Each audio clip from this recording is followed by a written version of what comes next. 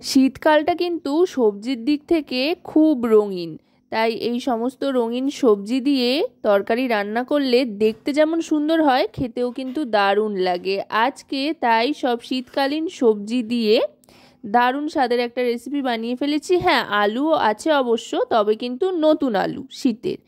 যাই হোক, রান্নাবাটির পক্ষ থেকে সকল দর্শক বন্ধুদের স্বাগত জানিয়ে শুরু করছি আজকের রেসিপি, শীতকালীন সমস্ত সবজি দিয়ে একটা মজাদার রেসিপি। এর জন্য প্রথমেই লম্বা লম্বা করে কেটে নেওয়া আলুগুলো সাদা তেলে দিয়ে দিয়েছি ভাজার জন্য। আলুটা একটু ভাজা ভাজা হলেই তাতে দিয়ে দিয়েছি বিনস, গাজর, সমস্তটাই লম্বা লম্বা করে কেটে নিয়েছি পাতলা পাতলা করে।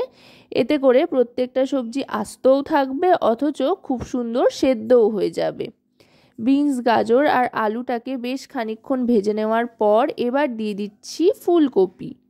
ফুলকপিগুলো মাঝারি সাইজ করে কেটে নিয়েছি, আর অবশ্যই কিন্তু ফুলকপিটা আগে একটু ভাপিয়ে নেবেন, তাতে করে খুব সুন্দর সেদ্ধ হবে, রান্না হবে, আর গ্যাস অম্বল এসবের ব্যাপারগুলো অনেকটা কেটে যাবে। আর অনেক সময় কিন্তু ফুলকপির ভেতরে পোকা থেকে যায়, তাই যদি একটু নুন জলে ভালো করে সেদ্ধ করে বা ভাপিয়ে নেওয়া যায় তাহলে কিন্তু সেই পোকাটাও বেরিয়ে যায়। এবার দিয়ে দিচ্ছি মটরশুঁটি, এটা 1 বাটি পরিমাণে দিয়ে দিলাম। দিয়ে এবার সমস্ত সবজিগুলোকে ভালো করে ভেজে নেব। ভাজতে ভাজতে এবার এর মধ্যে দিয়ে দেব সামান্য একটু হলুদ গুঁড়ো, এতে খুব সুন্দর একটা রং আসবে। চাইলে কিন্তু এই সবজিগুলো আপনারা আলাদা আলাদা করে একটা একটা করেও ভেজে নিতে পারেন, তবে তাতে কিন্তু অনেকটা বেশি সময়ও লাগবে আর বেশি তেলেরও খরচ হবে। তাই কম তেলে সুস্বাদু তরকারি রান্না করার জন্য কিন্তু সব সবজিগুলো একসাথে দিয়ে এভাবে ভেজে নিতে পারেন, তাতে কম তেলেই কাজ হবে, অথচ টেস্টও হবে খেতে। এবার ভালো করে সমস্তটা ভেজে নিলাম হলুদ দিয়ে। এবার গ্যাসের ফ্লেমটা কিন্তু একেবারে লোতে করে দিয়েছি। দারুণ সুন্দর একটা রঙও এসছে আর খুব সুন্দর একটা গন্ধও ছাড়ছে। এবার সবজিগুলো ভাজা হয়ে গিয়েছে, সবজিগুলো তুলে নিচ্ছি। এখন কিন্তু গ্যাসের ফ্লেমটা অফ করে দিয়েছি, গ্যাসটা অফ করে দিয়ে সবজিগুলো তুলে নিচ্ছি।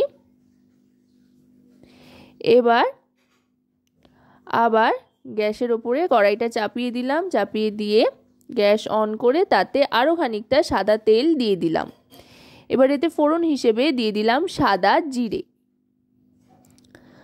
1 টিস্পুন পরিমাণে সাদা জিরে দিয়ে জিরেটা একটু ভাজা ভাজা করে নেওয়ার পর এবার এতে দিয়ে দিচ্ছি পেঁয়াজ। এখানে একটা বড় সাইজের পেঁয়াজ স্লাইস করে কেটে নিয়েছি। এবার পেঁয়াজটাকে ভাজতে থাকতে হবে মিডিয়াম টু লো ফ্লেমে, একটু লালচে রং আসা পর্যন্ত কিন্তু পেঁয়াজটাকে ভেজে নেব।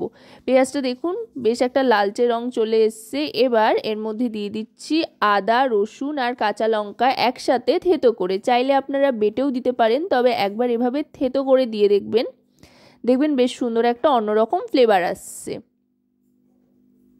এখানে কিন্তু 1 ইঞ্চি পরিমাণে আদা, 5 কোয়া রসুন আর 2টো কাঁচা লঙ্কা দিয়ে নিয়েছি। কাঁচা লঙ্কার পরিমাণটা চাইলে আপনারা কিন্তু কম বেশি করতে পারেন।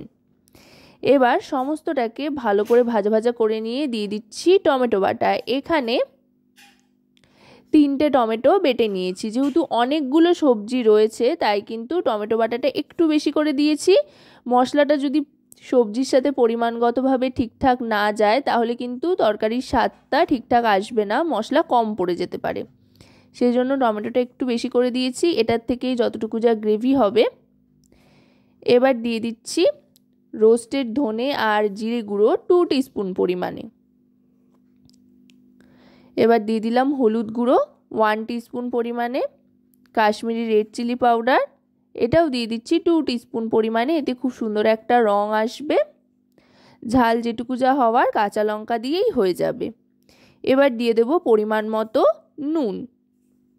এবার সমস্ত গুঁড়ো মশলার সাথে মশলাটাকে ভালো করে কষিয়ে নিতে হবে মিডিয়াম টু লো ফ্লেমে। একটু সময় হাতে নিয়ে মশলা থেকে তেল ছাড়া পর্যন্ত কিন্তু মশলাটাকে ভালো করে কষতে থাকতে হবে। দেখুন আস্তে আস্তে কিন্তু মশলার রং বদলাতে শুরু করেছে আর দারুণ সুন্দর একটা গন্ধও আসছে। এই রেসিপিটা কিন্তু সাধারণত একটু শুকনো শুকনোই হয়, ঝোল ঝোল হয় না, শুকনো শুকনো খেতেই বেশি ভালো লাগে, তাই জলের ব্যবহার খুব একটা কিন্তু এতে হবে না। এবার ভেজে রাখা সমস্ত সবজিগুলো এর মধ্যে দিয়ে দেব। মশলা কষানো হয়ে গিয়েছে যেহেতু, আর এখন কিন্তু গ্যাসের ফ্লেমটা একেবারে লোতে করে রাখতে হবে, তা নাহলে কিন্তু লেগে ধরার একটা সম্ভাবনা তৈরি হতে পারে। গ্যাসের ফ্লেমটা লো করে এবার ভালো করে সমস্ত মশলার সাথে সবজিগুলোকে মিশিয়ে নেব। দেখুন কত সুন্দর একটা কালার এসছে, রং বেরঙের সবজি দিয়ে দারুণ লাগে কিন্তু খেতে এই তরকারিটা। এবার সমস্ত সবজিগুলোকে একধার করে নিয়ে মশলার সাথে মাখিয়ে নেওয়া হয়ে গিয়েছে। এবার সেদ্ধর জন্য ঢাকনা চাপা দিয়ে দেব, তবে তার আগে সামান্য একটু জলের ছিটা দিয়ে দিলাম। বেশি জল দেওয়ার কিন্তু প্রয়োজন নেই, কারণ কিনা সবজিগুলোর থেকেও একটা জুস ছাড়বে বা জল ছাড়বে, তাতেই কিন্তু সেদ্ধ হয়ে যাবে। 5 মিনিট মতো ঢাকনা চাপা দিয়ে রাখার পর ঢাকনাটা সরিয়ে নিলাম। এবার আরও খানিকক্ষণ কষিয়ে নেব। দেখুন সমস্ত সবজিগুলো কিন্তু সেদ্ধ হয়ে গিয়েছে। এই রেসিপিটা কিন্তু ভাত, রুটি, লুচি, পরোটা, ফ্রাইড রাইস যে কোনো আইটেমের সাথেই কিন্তু খুব ভালো লাগে খেতে। দেখুন এটা কিন্তু একেবারে শুকনো শুকনোই হয়ে এসছে। আপনারা যদি চান গ্রেভি করতে তো একটু গরম জল মেশাতে পারেন, তবে গ্রেভির দরকার হয় না। সমস্ত সবজি দিয়ে এটা এমনিতেই খেতে অসাধারণ লাগে। এবার এর মধ্যে যেটা দেব সেটা হচ্ছে চিনি। চিনিটা কিন্তু অবশ্যই দেবেন, এই জাতীয় তরকারি একটু মিষ্টি মিষ্টি খেতেই কিন্তু ভালো লাগে। আর সমস্ত সবজিগুলো সেদ্ধ হয়ে যাওয়ার পরেই চিনি দেবেন। আর দিয়ে দিচ্ছি ধনেপাতা কুচি। এটাও চেষ্টা করবেন দেওয়ার, যেহেতু শীতকাল যে কোনো সবজিতে বা তরকারিতে ধনেপাতা দিলে কিন্তু তার স্বাদ অনেক গুণ বেড়ে যায়। এবার ধনেপাতাটা দিয়ে ভালো করে মিশিয়ে নিচ্ছি। মিশিয়ে নিয়ে গ্যাসের ফ্লেমটা অফ করে দিয়ে আরেকবার ভালো করে মিশিয়ে নিয়ে এবার আমি সার্ভ করে দিচ্ছি। তো আজকের এই রেসিপিটি আপনাদের কেমন লাগলো সেটা কিন্তু অবশ্যই আমাকে কমেন্টের মাধ্যমে জানাবেন। আর ভালো লাগলে রান্নাবাটি চ্যানেলটিকে লাইক, শেয়ার, সাবস্ক্রাইব করতে ভুলবেন না। আর যদি ফেসবুক পেজ থেকে দেখেন তো অবশ্যই ফলো করবেন।